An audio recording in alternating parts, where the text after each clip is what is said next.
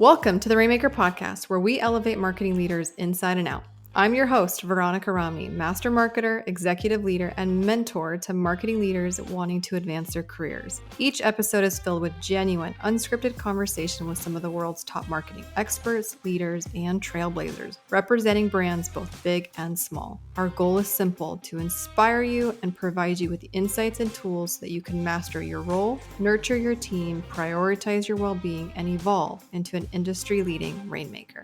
This is the Rainmaker Podcast. Welcome back to the Rainmaker Podcast. In this episode, I'm really excited to bring to you a very special guest, a marketer who has literally done everything in her career that you could possibly do. She has started her own successful marketing agency. She has excelled both as a fractional CMO and in-house CMO. She teaches marketing as an adjunct professor in a prestigious university. And on her spare time, she also contributes to Forbes. She has truly left no stone unturned in her career, and we dive into it. Dr. Amy Osmond Cook and we talk about her career, how it is nothing close to a straight line, more dynamic and squiggly and messy, how she's had to navigate her own personal ambition and desire and love for what she does with her personal life and her family and being a woman in the field. Like, it's a really beautiful conversation to show that not one path leads to success. And if you're a marketer who feels very much in the messy middle of your career, you're really going to enjoy this conversation with Amy. So get ready for a super enlightening conversation that covers all of this and so much more. Let's make it rain on today's episode. Amy, welcome to the Rainmaker Podcast. Well, thank you so much, Veronica. It is so great to reconnect, and I super appreciate you having me. Yeah, I'm actually really excited to talk to you because your career is a lot like my career. I would describe it more squiggly than like... It is. It's a long and winding road. Yes. And I think a lot of marketers are experiencing the same idea. Like, if you thought that your career was going to be this corporate ladder ascension of perfection, it is not. It is very much this twisty, turny, kind of squiggly career path of sorts, and yours is very similar. And so with your permission, I wanted to kind of go into it to understand, what did you learn about yourself in the process? When did you know it was time to leave or stay? Like, that's a lot of these, analysis paralysis moments between the shifts, between the twists and the turns. And I just wanted to dive right in. Are you cool with that? I love it. Yes, absolutely. Okay, cool. So let's take it back to the baby marketer Amy back in the day. Why did you even choose this career path? Let's just start with that. Like, what was it about marketing, that the calling of the wild, that this was the profession for you? This was the place for me. I actually completely fell into it backwards. So I have a PhD in organizational rhetoric, which is how organizations persuade. So you can see naturally that is a very good fit for marketing. But I didn't anticipate it. I got my PhD when I got divorced and I had 2 little kids. And I thought, well, what can I do? I feel like a professor job would be really flexible. And so that was my motivation for that. Then I got remarried and we had 2 more kids. And then my husband lost his job he got a job with Lehman Brothers, lost it 1 month later because everything fell out of the bottom in the financial crash of 2008-9. And so all of a sudden we had all these little kids and it was go time. And so I started just trying to do whatever I could. I was a good writer and I was scrappy. And so I found that marketing content was being very well received. And I was able to do it remotely. I was able to still stay home with my kiddos because they were so little. And then one thing turned into another. So people would say, okay, well, you can write, but can you design? You can write and design. Can you build a website? And so I couldn't. I needed help and I needed people to help me out. And so I formed a company, a small agency that has grown over time over the past 15 years. And I've just had the best time doing it. Meanwhile, one of my clients, Ryan Westwood from Simplus, asked me to come in-house and be his full-time head of marketing, which it took me about 0.1 seconds to say, yes, absolutely, of course. So I left the agency, just kind of running itself, and went in-house because there was so much for me to learn. So I did that for 6 years. It was 3 years until the acquisition, and then 3 years at Infosys, which I also loved. And then as of April, I am now back at Stage Marketing and with a lot more understanding about how the world works. and how business works and how marketing works. Yeah, it's interesting because, like, yes, I technically have a degree in marketing, and yes, you can go the formal education institution route to say that you're a marketer. But the beauty of, I think, the art and science of marketing, it is very intuitive because it's all based off like consumer behavior. So, like, what would appeal to you, or what messages and hooks and things like that. So, like, as long as you have that creativity, or as long as you have kind of that empathy, or that you can read people well, like, these are some inherent, skills that you don't have to learn in a university to be a really effective and efficient marketer, in my personal opinion. 100%. Yeah, I Mhm. want to like touch on that too, because at our agency, we have about 50 people employed, and I would say about half of them have a degree in marketing, and the rest either have a degree in something else or they don't have a degree, and they're just really, really good at their jobs. I really value people who have a strong work ethic, who Mhm. are great at what they do, and have a mindset of learning, but it doesn't have to be formal learning. So. Yeah, actually, I'm really glad that you brought that up because we see the same thing. So I have like I curate a whole bunch of rainmakers. That's what I call us marketing leaders. We make it rain. And so I Right. curate these rainmakers, I mentor these rainmakers, and I show them how to be the best leader they can be. But you're right. If I looked at the background of all of the rainmakers in our program, they're not all these like 15-year marketing pedigrees. In fact, some of our best rainmakers are like former school teachers or executive assistants or tech VAs, but their emotional intelligence is through the roof. Mhm. They're empathetic. They have an affinity for the craft. They have an affinity for people management. So they do really, really well, even if they don't have the degrees to say that they're this like elite marketer. So that's really interesting that you notice that in staffing your agency, a marketing services agency, that you're seeing that with your own staff as well. It's interesting too, because the other thing about it is that we lean in very heavily to customer service, Mm-hmm. because one thing that I've found over the years is that everyone has great ideas. Mm-hmm. Your finance guy can have the most brilliant marketing campaign and just not the ability to bring it to fulfillment. So if we hire people at the agency who prioritize customer service, customer success, communication, and some of those values that you were talking about just now, we can help pull out the greatness Mm-hmm. of marketing, that everybody's got these great ideas. So, our job becomes not just to create ideas, but also to collect ideas and to amplify vision. So would you say that great marketers aren't necessarily idea makers, but they're idea harvesters in a way? I would say so. I think that Mm-hmm. there are some who are amazing idea makers that come up with brilliant campaigns. And Mm-hmm. I think that some marketers are really, really good at harvesting those ideas.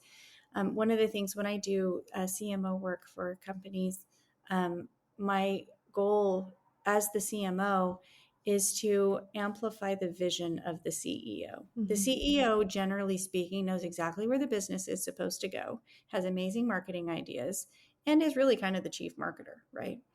But especially in startups where they've Mm-hmm. clearly founded the business, but they don't always have the ability or the time or the interest to execute and to amplify, like to get their voice out there. So my job is really to amplify.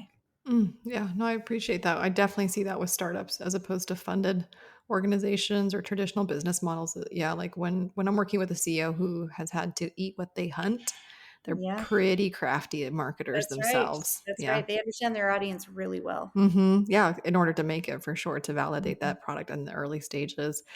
Okay, so your career, even if I pulled up your LinkedIn, look at this thing. There's some healthcare, there's some there's some Right. healthcare, there's some Salesforce going on. There's VP, That's there's right. chief, there's director, there's global, there's lots of titles, lots of different business Mhm. verticals. And now I know what you're doing. You're back in the agency life and being that fractional CMO. But can we go back to the days between all of these different, gosh, like, what was it like? What's the difference between working for a healthcare organization versus a startup? Like, from a marketing standpoint, what do you It think is so different. is Oh it? my Okay, gosh. tell Oh, me. it is unbelievable.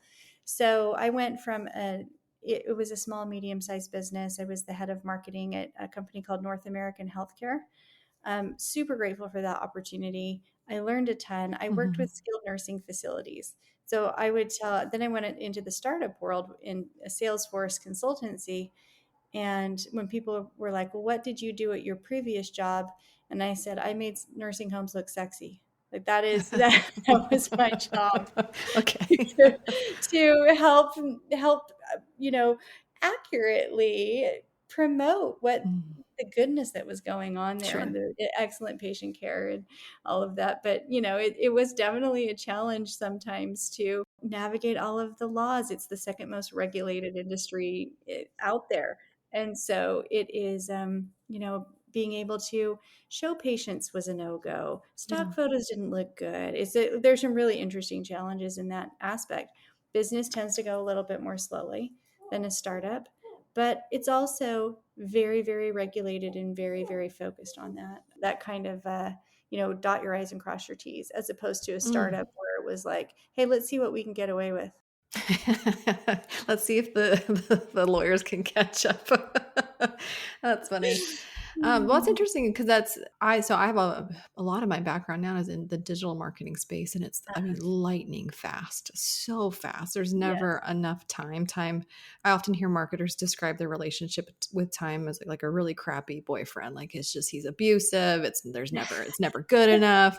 Like time is always like this villain for the marketer that has limited everything to do the impossible. Right. But then you're describing being a marketer for a healthcare industry, an industry that is actually known for going slow. So Mm-hmm. like how did that not deflate you? Because I'd like to think that marketers, we like the pace, we like the producer in the box, like camera six, like there's a part of us that Yeah. likes the energy of the arena, so to speak. So how did you handle it? Definitely. Well, I really enjoyed both aspects of it. I really enjoy being able to take, there is a little more education involved in a Hmm. healthcare company when you come from tech. And that's one of the things I've made some mistakes trying to pull things I've learned in tech that are very, very well received and trying Hmm. to put them into healthcare. Sometimes they work and sometimes they don't. Sure. And so I actually made some mistakes doing that, but it's very fun for me to be able to lean into that education piece and to watch people get excited about what is possible on the web. Mhm. Like what can you do to get the word out? And so that's been really exciting on that end. Well, and teaching's in your blood because part of what you do, I mean, you've been on different university faculties or boards or things like that. So talk to me about being an adjunct professor and I mean, like, Sure. talk to me about the marketer teacher inside of you. Of course. So it's so much fun to talk about marketing. I could talk Hmm. about it all day long. I actually went to coffee with the CMO of Exactly on Monday, and we sat there for an hour and just talked about marketing attribution. It was so much fun. And sometimes, like, Veronica, right? Don't you kind of feel as a marketer that, like, when you can find somebody who can, like, Oh, yeah. Talk speak shop. that, yes, and almost like a therapy session. Like we Yeah. came out of that, and Yeah. we were like, "Oh, I just feel great," Mm. And he was wonderful, and I learned a lot from him. So, I think that marketing is a million little things. It's always educating yourself. It's always making things better and tweaking and growing and testing. And that's really the heart of academics as well. And so there's a big crossover. Well, and completely. And what I have found, there are very generous spaces and generous rooms, but there's generous professionals. I find marketers to be very generous. I Mhm. think because we understand that by the time marketing is printed in a book, that it's already like antiquated and outdated. And so Mhm. there is this need in all of us to like pay it forward or to pass knowledge from one to the other to Mhm. help each other. I find that a lot, whether you're working for opposing companies or not. There's this like kinship amongst marketers to help each Mhm. other out because everything is so fast moving and you always feel like you're behind. I mean, in some ways, because of the way that technology is rapidly changing, no? I totally agree. And the fact that CMO's tenure is only around 18 months is really tricky too. I feel like I admire marketers probably more than any other profession because you have to be so smart. You have to be technologically savvy. You have to have art inside of you. You have to understand the science. There are a million little things that could go wrong, and you have to pay attention to all of it. You have to do it extremely fast paced. And with everybody saying, why do we need marketing again? It's such a thankless job. So we have to stick together. And it Yeah. is wonderful when we create something that's Yeah. really beautiful. I was doing some research recently, so I'm gonna validate everything that you just said. So I saw some pretty crazy statistics. So I have three of them. 83% of marketing leaders report experiencing burnout. Mhm. The average tenure of a CMO is at an all-time low in the past decade. And the CMO's tenure of 18 to 2 years, like you were saying, is the average, or it's the shortest tenure of the entire C-suite. Mhm. So of the entire so CFO and all the other ones, we're the ones that come in and come out the fastest. Mhm. Yes, I know.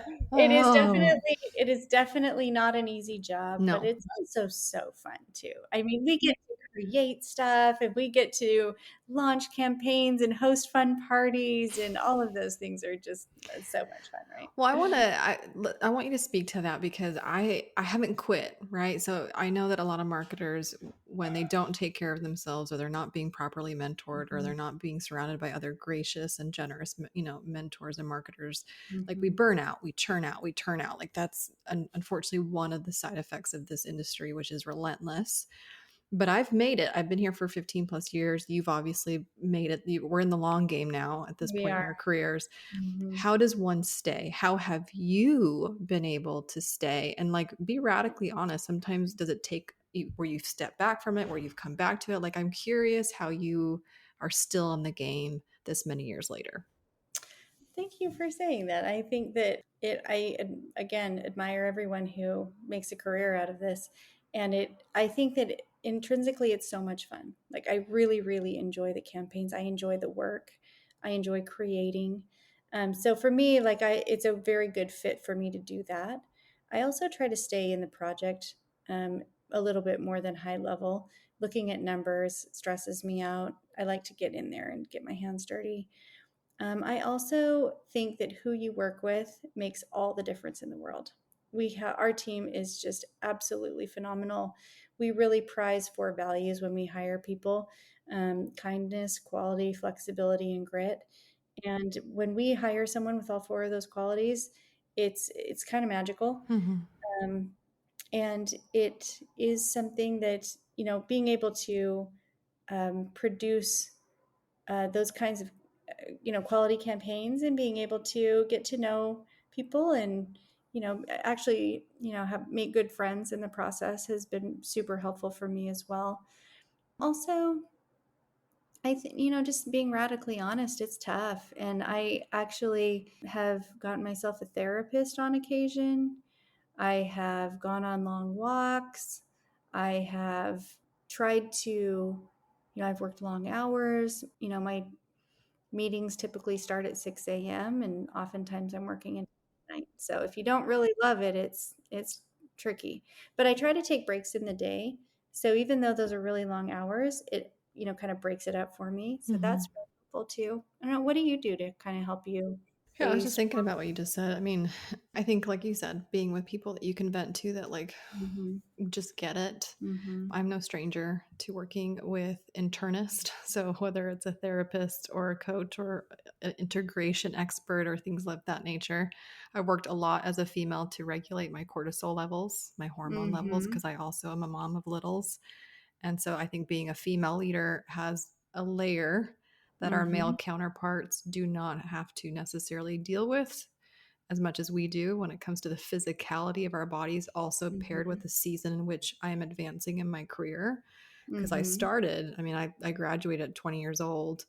And like in your Mm-hmm. 20s, you're getting married, you're having babies and all the things, obviously Mm-hmm. if that's what you want to do, but that was my Right. story. And Uh-huh. so that's happening in my 20 between 25 to 30 and now 30 to 35. Now my kids are, they're in school and I have school schedules. So like if I track my career advancement also with the ages of my children and the physicality of what's happened to me and my body at the same time, it's a lot in a very little period of, I mean, it's a lot. Mm-hmm. It because is. It I have is. way more responsibilities at work. There's more pressure, there's more spotlight, there's more all the things. And I wanted it. I'm highly ambitious. I still am. Yeah. But I also have extreme family values that I don't want to jeopardize or compromise. And Mm-hmm. so, like, that actually has been some of the hardest tension, is to hold space for both of those realities without suffering. Yeah, Suffering. you know what? It's so true. I came to a point in my career about 10 years ago where I kind of had a conversation with myself and I said, Self, if you do this, you can't have any friends. Your friends are going to be work friends and you are going to be able to be kind of on the fringes, but you're not going to be able to put the time in that you have once done and you probably want and probably need. But for me, that was the choice that I made to prioritize my work and my Mm-hmm. family. Mm-hmm. And so unfortunately, like some of those other relationships had to take a backseat. But what was so amazing about it is I found just as great of friends who were Yeah. in the same situation as Yeah. me. So I felt like I didn't really have to, like sometimes it would be hard to watch people going to play tennis and I'm sitting here on a call and whatever. You have to give stuff up. Mm-hmm. But from my perspective, I'm really happy with the choices that I made. So, Well, I just love your radical candor, like the fact that you were mindful enough or aware enough to be like, okay, self, let's have a conversation about what this really requires. And I think that happens a lot in retrospect or hindsight, but like, if you can be present in the moment in your career to be like, okay, this is a particular season, let's just call it. And what is it going to take? Am I wanting to do this? Is the sacrifice worth it? Right? I think you really have to decide that. You have to Mm-hmm. say, when I retire one day, I have I have a whole library of books that I want to read. I Mm. have all kinds of things that I want to do. And so, there are lots of things that I have given up in order to, progress my career. And a lot of people would say, you don't have to give things up. You can do it all. And I don't think that's true. I think that you make your choices Yeah, I and you agree. you own your choices and you say, "Okay, this is what I'm willing to give up in order to make this happen." Yeah, a life is not a life of just simply yeses. It's a life of yes and no, and your discernment to when to say yes and when to say no is really how you kind of like get through it. And Mhm. being surrounded by people and peers can also help you in those discerning moments, because it's really hard. And if you're all up in the weeds of it and you're emotionally spun out, it's hard to stay objective. So I Yeah. completely agree. Hey, Rainmakers, true or false? Becoming a top marketing leader is all about climbing that corporate ladder. False. Such crap advice for modern marketers. The true key to unlocking your career potential in today's landscape, learning how to promote yourself versus waiting for someone else's validation. Introducing the new Rainmaker Roadmap, your free comprehensive guide to becoming a marketing powerhouse. Master your role, nurture your team, prioritize your well being, and evolve into the marketing visionary you are meant to be. Grab your roadmap today by going to rainmakerroadmap.com or grab the link in the show notes. Now back to today's episode. I'm curious because, like, you've worked for a number of different personalities. You are also an employer who Mhm. employs a whole bunch of personalities. I find employing marketers is a different breed than working with Mhm. customer service reps or operations or Uh-huh. finance professionals. I guess, like, qualify or give me the qualities of some of the best employers that you as a marketer felt like you blossom under, and then what are you trying to pay it forward to the people that you employ too? That's a wonderful question. So I feel like with all of the people that I've reported to in the past, and I'll just kind of stick with the CEOs that I've worked with. I've learned something really wonderful from each one of them, and what I try to do is, again, put it in my basket and learn from it. But one of the things that I'm not very good at is confrontation. I typically don't like to address things, and that's just who I am, and it's a terrible leadership quality. So, so I really worked hard to become more straightforward, but at the same time, you want to still be kind and you want to put things in their proper context, right? Yeah. Yep. So one thing that I have tried to do, and you can ask my team how well I'm doing it, is try to really contextualize when there's something that needs to be addressed. I want them to know they are wonderful people. Mm. I love working with them. There's a particular issue that needs to be addressed quickly, and then we can move on with our lives. And so I really try hard to put that in the proper context. And that helps me be more direct as a leader and say, hey, let's just fix this and move on, right? Keeping the emotion out of it, so important, Yeah. right? Also, one of the best things I learned as a leader is how to say you're sorry.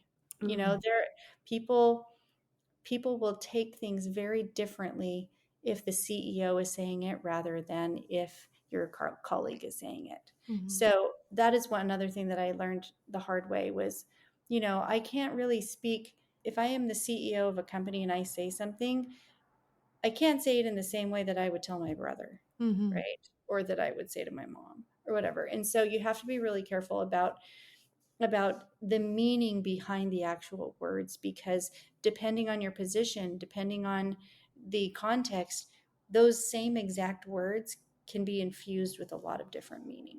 Yeah. So that's another thing that I've learned. I've also learned how to just pivot quickly. Mm-hmm.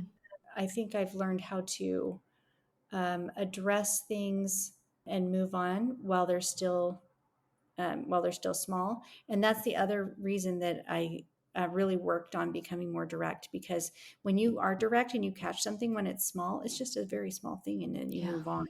If you're reticent to address things and it grows and grows and grows, then you've got a big issue to deal with later It's a on. canker. Like, by the time it's like too Exactly. late, it's cankered. Yeah, it's well said. What I guess I know, and I know our time is winding down. I just really love talking to you. Me too. I want you to kind of end on a high. Like, what's the one thing in your career to this point? Because you've done some really cool stuff. You've worked with some cool people. You're obviously still now providing services for others. Mm-hmm. You employ people. I mean, like, there's a lot that's on your shoulders. And so I Mm-hmm. just kind of want to ask you, like, what's the one thing that you're going to give yourself credit for? Like, what are you proud of yourself for in your career? Huh. No one has ever asked me that before. Thank you. That's very nice of you to say that. I think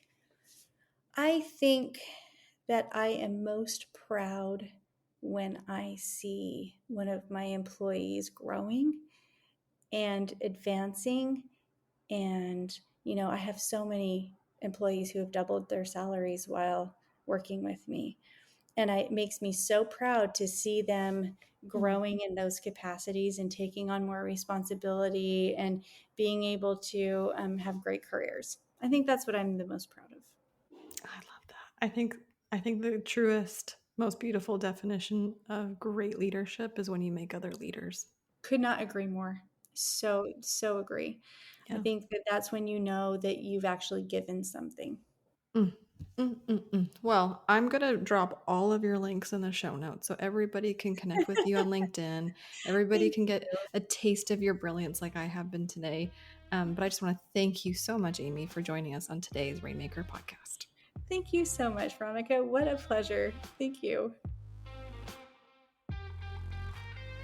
Thank you for joining us on today's Rainmaker podcast. Marketers help other marketers. So if there's a marketer in your life who could really use a new perspective in a way that helps them advance their career, please pass this episode forward, share, leave us a review. Everything helps as we embark on helping as many marketers elevate themselves inside and out. You can always visit veronicarami.com for today's show notes, additional links to some free resources and tools for you to help you advance your career. You can always connect with us on social media at @VRomney if you want more behind the scenes or a way for us to connect personally. Until next time, my friends, make it rain.